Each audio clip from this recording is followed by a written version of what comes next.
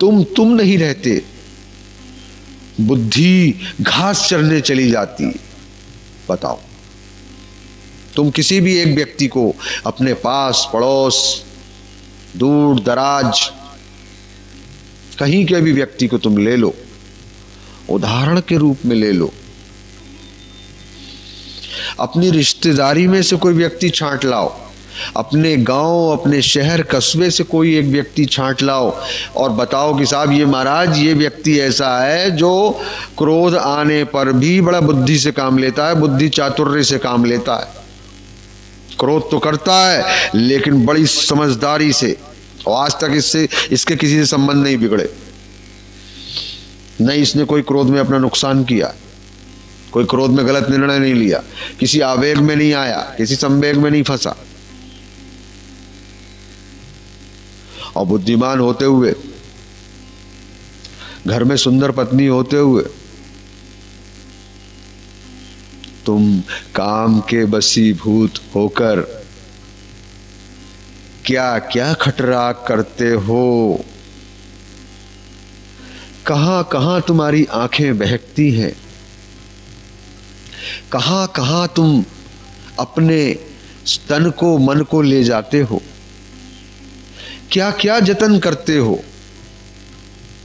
तो तुम तो बुद्धिमान हो, तुम्हारी बुद्धि से तो ये आशा की जाती है कि तुम ऐसा नहीं करोगे। तो बुद्धि केवल बुद्धि है, वो कुछ परसेंट तुम्हारा साथ देती है, ज्ञान नहीं है। बुद्धि है, ज्ञान नहीं है। ज्ञान का प्रकटीकरण जब होगा तब तुम्हारी बुद्धि उससे संचालित हो और अपनी सही दिशा में तुम्हें आगे ले जाए, तुम्हें बढ़ाए। वो केवल गुरु के तुम्हारे संपर्क में आने से ही तुमको प्राप्त होता है। नहीं तो तुम दौड़ में पागल हुए चले जाओ, भागे चले जाओ, दौड़ते चले जाओ, दौड़ते चले जाओ। बोले साहब एक फैक्ट्री लग गई, लेकिन संघर्ष इतना है, बाजार में कंपटीशन इतना है, तो बहुत परेशान है, बहुत टेंशन में है कि क्या करें। अब इतने शॉपिंग मॉल खुलने लगे तो हमारा इतना बड़ा शोरूम तो अब बेकार हो जाएगा, क्या करें, कैसे चलाएं अपना जीवन। तो वर्तमान का जो सुख है वो भी हम खो दे रहे हैं। हम हर समय भय आतुर हैं, भय से बिल्कुल ग्रस्त हैं और दौड़े चले जा रहे हैं, दौड़े चले जा रहे हैं, भागे चले जा रहे हैं। किधर जा रहे हैं पता नहीं। बोले साहब जाना है, दौड़ना है, रुक नहीं सकते, थम नहीं सकते। और जितना भी जो ज्ञान लोगों को मिला है वो थमने से और रुकने से प्राप्त हुआ है। महावीर, बुद्ध, कबीर, जितने भी ज्ञानी हुए वो कहते हैं कि रुक जाओ, थम जाओ, बैठ जाओ, दौड़ना बंद करो। तो लोग ऐसे महात्माओं को या ऐसे व्यक्तियों को, महात्माओं की बात छोड़ो, वो तो कहते हैं महात्मा जी हैं, उनकी क्या है, महात्मा जी हैं भाई, वो तो इसी काम के हो गए। और तुम तो गृहस्थ हो, तुम्हें तो अपने परिवार का देखना है, अपने बच्चों का देखना है, तो तुम कैसे थम सकते हो भाई। तुम्हें तो निरंतर दौड़ना है, चलना है, अपने होड़ में पड़े रहना है। ये तो पलायनवादी है, इन्होंने तो केवल भगवान का ये काम लिया है और कोई काम ही नहीं है इनके पास, और कोई काम नहीं है इनके पास। और तुम्हें बहुत काम करने हैं, काहे के लिए साहब, रोटी खाने के लिए। अच्छा रोटी नहीं मिल रही है क्या? रोटी तो बहुत है साहब, कई पीढ़ियां खा सकती हैं, इतनी रोटी के लिए पैसे इकट्ठे हो गए।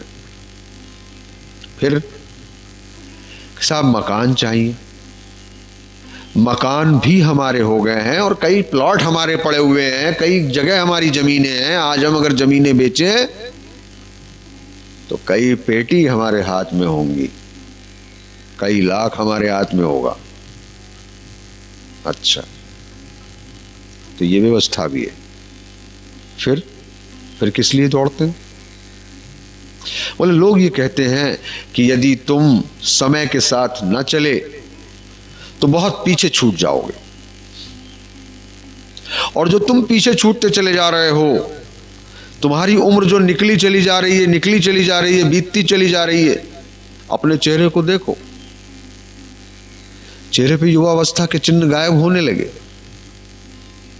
प्रौढ़ता आने लगी, और धीरे धीरे धीरे धीरे बुढ़ापा कब आ गया पता ही नहीं चलता। हाथ पैर कांपने लगे, शरीर नर्वस होने लगा, मन व्यवसाय में इतना परेशान रहता है, इतने चिड़चिड़े हो गए हैं कि नर्वस ब्रेकडाउन होने लगा। अच्छा, अगर लोगों की बात माने कि हाँ साहब लोग बिल्कुल सही कहते हैं, क्योंकि लोग कह रहे हैं कि साहब दौड़ना है, चलना है, तो अभी तक तो जो इतिहास है उसमें अगर हम दृष्टि डालें तो देखते हैं कि जो जितने दौड़ में, भौतिकवादी दौड़ में, जो पाश्चात्य देशों में जो दौड़ रहे हैं लोग, और जो हमारे देश में भी दौड़ शुरू हो गई है, उनकी देखा देखी कि मल्टीनेशनल कंपनियों की सोच आ गई है बिल्कुल कि अपना माल बेचो, कृत्रिम तरीके से ही बेचो, चाहे कोई भी तरीका अपनाओ, भाई माल बेचो। एडवांस में जो है वो दिखा दो कि माल बिक गया, और डीलर्स को जो है वो माल बेच दो, और डीलर्स के यहाँ स्टॉक डंप कर दो, और दिखा दो कागजों में कि साहब इस साल तो इतनी बिक्री हुई और बढ़ोतरी हुई। तो ये सब सोच जो आगे आ रही है, इस सब सोच में तुम ये देखो कि जितने पाश्चात्य देशों के लोग हैं वो ऐसे लोगों की ही शरण में जाया करते हैं जो थम के बैठ गए हैं, जो रुक गए हैं, जिन्होंने अपने में अपने को लीन कर लिया, अपने अंतर के पट खोल लिए, अपने के अंदर में झांकना शुरू कर दिया। ऐसे लोगों की शरण में वे ही लोग जाते हैं जो निरंतर दौड़ते रहते हैं, उन्हें समय नहीं मिलता तो भागे चले जा रहे हैं। और जब शांति की तलाश करनी हो, जब मन अशांत हो जाए, तो ऐसे ही लोग काम आया करते हैं। तो क्या निरंतर दौड़ना? कभी तो रुको, कभी तो थमो। मैंने देखा कि होली एक ऐसा त्योहार है कि जिस दिन जो लास्ट डे होता है होली का, बिल्कुल पड़वा का दिन, जिस दिन होली जलाई जाती है, तो लोग को कोई काम नहीं होता, रंग में सराबोर, एक दूसरे के गुलाल लगाए हुए। उस दिन कुछ क्षण ऐसा आता है कि लोग थम जाते हैं, शांत होते हैं। उन क्षणों को अगर याद करो तो बहुत अच्छा लगेगा। फिर एक जगह होती है शमशान भूमि। किसी की डेड बॉडी के साथ में जब जाया जाता है, किसी के क्रिमेशन में जब जाते हो, तो वहां थोड़ी देर के लिए थम जाते हो, थोड़ी देर के लिए शांत हो जाते हो, थोड़ी देर के लिए निश्चिंत हो जाते हो। हालांकि मोबाइल वगैरह जो है, जब से उनका प्रयोग शुरू हुआ है मोबाइल वगैरह का, तो मैं देख रहा हूं कि वहां पर भी लोग डिस्टर्ब होने लगे। अब मोबाइल पे कॉल आ गई, वहां बात कर रहे हैं। पहले तो ये होता था कि आदमी कोई काम नहीं है, थम गया, वहीं बैठा हुआ है, और फिर वो वहां पर कुछ लिखा हुआ है दीवारों पर, तो वहां ज्ञान की चर्चा होती थी। बाकी तो आदमी अपने जीवन में सुबह हुई तो भागा चला जा रहा है, भागा चला जा रहा है, अरे ये काम वो काम, अरे भागो, जल्दी जल्दी जल्दी जल्दी नहाना है, जल्दी जल्दी जल्दी खाना है, चैन से ना खाना है, ना सोना है, ना बैठना है, ना लेटना है, ना बात करना है। तो यही कारण है कि घर में असंतोष बढ़ता जा रहा है। दिमाग कहीं चल रहा है, पत्नी से बात कर रहे हैं, दिमाग वहां है ही नहीं। बच्चे से हम बात कर रहे हैं, दिमाग हमारा कहीं और चल रहा है। उसने भी 2-4 बार देखा कि पापा हमारी बात नहीं सुन रहे हैं, पिताजी हमारे अपने कामों में लीन रहते हैं, वो अपनी दुनिया में लीन हो गया। कल को तुमने शिकायत करनी शुरू करी कि महाराज जी हमारा बच्चा तो हमारे कहने में चलता ही नहीं। बच्चे आजकल के साथ बड़े उद्दंडी हो गए हैं, आजकल के बच्चे बड़े उद्दंडी हो गए। भैया ऐसी कौन सी ऊपर से जो है वो राक्षस उतरा था जो उसने अपना ऐसा जादू फेरा कि इन्हें उद्दंडी बना दिया? ऐसी कौन सी घटना हुई कि ये अचानक उद्दंडी हो गए? लगातार तुम ऐसा वातावरण दे रहे हो, लगातार घर से लेके बाहर तक तुम्हारे क्रियाकलाप इस तरह कर हैं कि पता ही नहीं चल रहा है कि हम किस दिशा में जा रहे हैं। बस हम बहे चले जा रहे हैं, चले चले जा रहे हैं, चले चले जा रहे हैं, और किधर जा रहे हैं, क्यों जा रहे हैं, पता ही नहीं।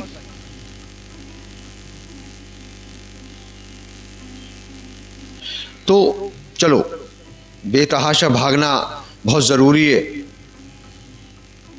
तो सड़क पर बहुत तेज रफ्तार वाले वाहन ही केवल चलाए जाएंगे, जो हल्के स्पीड की गाड़ियां हैं वो हटा दी जाएं, और चाहे आदमी उससे मर जाए चाहे कुछ हो जाए, लेकिन तेजी से चला जाएगा। तो बात समझ में आती है। और कभी कभी सोचने पर, ध्यान देने पर यह पता लगता है कि क्या प्रगति, ये जो दौड़ है, कि मनुष्य के लिए है या मनुष्य का काम है दौड़ना? ये दौड़ किसके लिए है? ये प्रगति किसके लिए है? ये प्रगति मनुष्य के लिए है या मनुष्य प्रगति के लिए पैदा हुआ है? मनुष्य का जीवन जो हमें मिला है, हम जो बने हैं, वो किस लिए बने हैं? हम क्यों आए हैं इस संसार में? हमने जन्म क्यों लिया है? हमने क्या प्रगति करने के लिए लिया है कि हम कुछ बन के दिखाएं? कुछ करने के लिए लिया है हमने जन्म। तो हमारा लक्ष्य भी वही होना चाहिए, शुरू से वही होना चाहिए। लक्ष्य तो हमारा कुछ है ही नहीं। आज यदि एक एक क्लास में, मैं तो कह रहा हूं कि इंटर के क्लास में चले जाओ, छोटे क्लासों में मत जाओ। छोटे क्लासों में तो बच्चे उठ पटांग जवाब दे सकते हैं। 11th के या 12th के क्लास में चले जाइए आप, और बाकी के क्लास की तो बात की बात करेंगे। हाँ, पोस्ट ग्रेजुएशन की, MBA वगैरह की बात कर देंगे। आप फर्स्ट ईयर के क्लास में जाइए, सेकंड ईयर के क्लास में जाइए, और एक एक बच्चे को खड़ा करके पूछिए, बेटा तुम्हारे जीवन का क्या लक्ष्य है? तुम क्या बनना चाहते हो? बच्चों से पूछो, अपने बच्चों से पूछो, और जब तक जवाब ना मिले पूछो कि तुम क्या बनना चाहते हो, तुम्हारे जीवन का क्या उद्देश्य है। और बड़ा आश्चर्य, बहुत आश्चर्य, सबसे बड़ा आश्चर्य कि जवाब नहीं मिलता। वे क्या बनना चाहते हैं, किस दिशा में जीवन को ले जाना चाहते हैं, जीवन क्या है? अपने जीवन में वो बस रटे रटाए सवाल के जवाब दे सकते हैं कि हम पुलिस ऑफिसर बनना चाहते हैं, हम डॉक्टर बनना चाहते हैं, हम इंजीनियर बनना चाहते हैं, हम DM बनना चाहते हैं, हम कमिश्नर बनना चाहते हैं। या कहो कल को कोई नेताजी का या विधायक का कोई बड़े अधिकारी उसका बेटा हो तो वो कहते साहब हम नेता बनना चाहते हैं, हम सब सांसद बनना चाहते हैं, हम विधायक बनना चाहते हैं, हम प्रधानमंत्री बनना चाहते हैं। लेकिन कितने लोग बन जाएंगे? सभी लोग बन जाएंगे? सबकी चाहना है इंजीनियर बन जाएंगे, बहुत लोगों की चाहना है कि हम क्या बड़े बड़े पदों को प्राप्त कर लेंगे। बाकी का काम कौन करेगा? पढ़ाई तो बहुत लोग कर रहे हैं, अब तो पढ़ाई शिक्षा का स्तर काफी बढ़ा है, बाकी का काम कौन करेगा? बोले साहब मजबूरी कराएगी। हाँ, यदि नहीं बन पाए तो करने ही पड़ेंगे। लक्ष्य विहीन दिशा में कोई कहीं कुछ पता ही नहीं है, हम बढ़े चले जा रहे हैं। ऐसे ही बहुत व्यवसायी बढ़े चले जा रहे हैं, दौड़े चले जा रहे हैं। आज ये काम खोलें, कल वो काम खोलें, अरे बोले इसमें कोई फायदा नहीं हो रहा है, अब और क्या करें, परेशान रहते हैं। प्रगति एक ओर अच्छी है, प्रगति होना कि हमारी आगे की भी पीढ़ियां सुरक्षित रह सकें, हम आगे के लिए भी उनको कुछ दे जाएं, ये बहुत अच्छी बात है। लेकिन हम बिल्कुल पागल हो जाएं, उसी में हम ऐसे परेशान हो जाएं कि आज का जो वर्तमान है, जो अभी है, जो सामने है, जो सामने मंद मंद शीतल हवा बह रही है, हम उसका स्पर्श न कर सकें। जो कोयल की गुंजायमान, जो भंवरों की गुंजायमान, जो सुंदर खिलते हुए फूलों का आकर्षण हमें न खींच सके,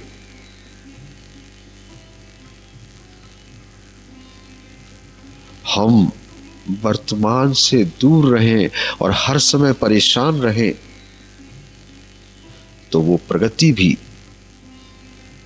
मेरे ख्याल से तो उचित नहीं।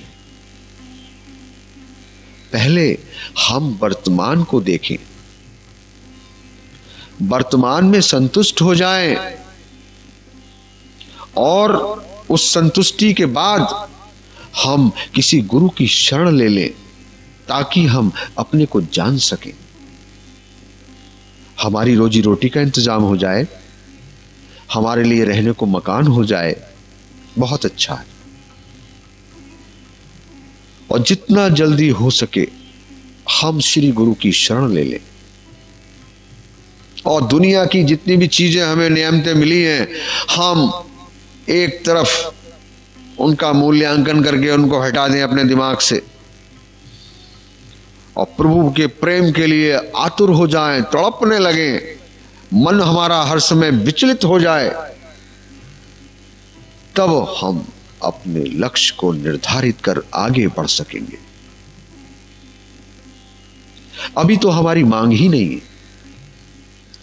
जैसे छोटा बच्चा, मां को अगर कोई काम करना होता है तो छोटे बच्चे के आगे खिलौने खिलौने डाल दिए, उसने थोड़े बहुत खिलौने दे दिए, कार वार दे दी, कुछ झंझना पकड़ा दिया, और ऐसी चीजें देके और अपना काम में लग गई, और बच्चा उन खिलौनों से खटराक किए पड़ा है, खट्ट-पट्ट किए पड़ा है, कभी कुछ करता है कभी कुछ करता है, और बच्चा उसमें ही खेलता रहता है।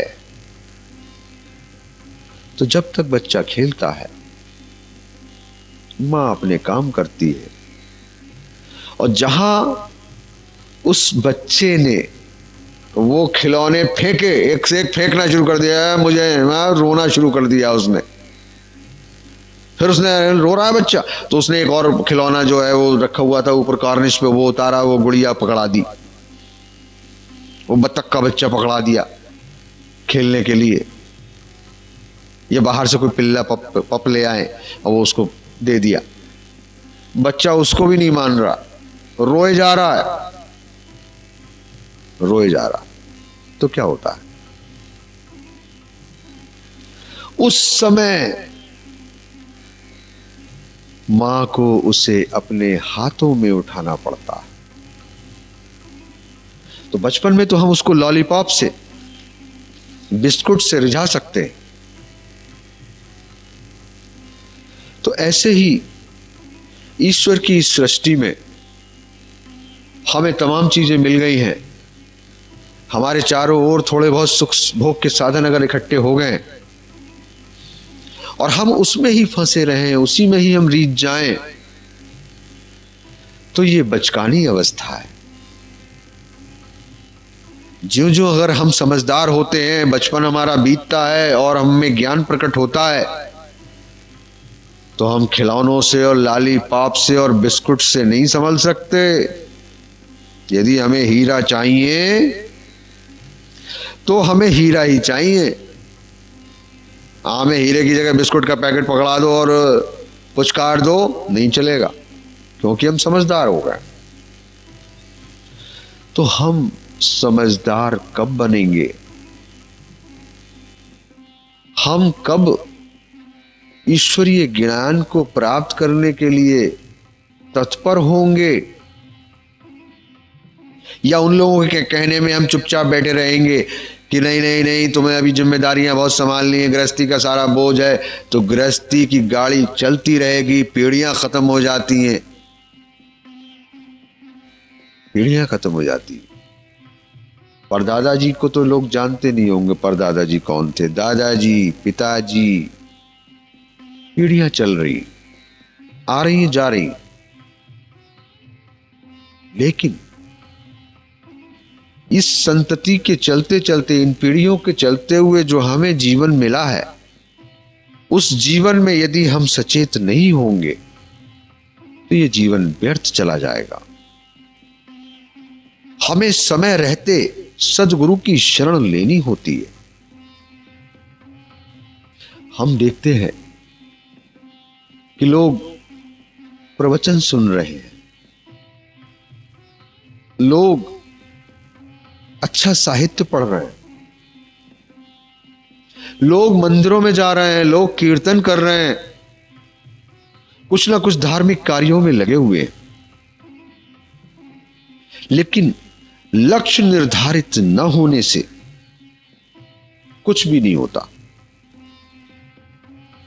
प्रवचन सुनते हैं तो अपने मतलब की सुन लेते हैं। जैसा चश्मा हमने पहना हुआ है वैसा ही हम देखते हैं। एक बार भगवान बुद्ध ने कहा, बोले, आनंद, ये तुम देखते हो जो इतने भारी भीड़ मुझे सत्संग में आती है और मेरा प्रवचन सुनती है, ये मुझे नहीं सुनती है। ये सब अपने आप को सुनते हैं, ये सब अपने रंग में रंगे रहते हैं, मुझे नहीं सुनने आते। आनंद को आश्चर्य हुआ। उन्होंने कहा, भगवान, ये आप क्या कह रहे हैं? अरे ये इतनी श्रद्धा से आपका प्रवचन सुनते हैं, मौन बैठे रहते हैं, और लगातार जब आप बोलते हैं तो धैर्य पूर्वक शांत बैठे रहते हैं, और आप कह रहे हैं कि ये अपने को ही सुनने आते हैं, अपनी ही सुनते हैं, अपने ही में ही रहते हैं। अगर ऐसी बात होती तो ये चल के ही क्यों आते, क्यों आपको सुनते? बुद्ध ने कहा, तुम समझ नहीं रहे हो, चलो आज हम तुमको इसका प्रैक्टिकल करा देते हैं।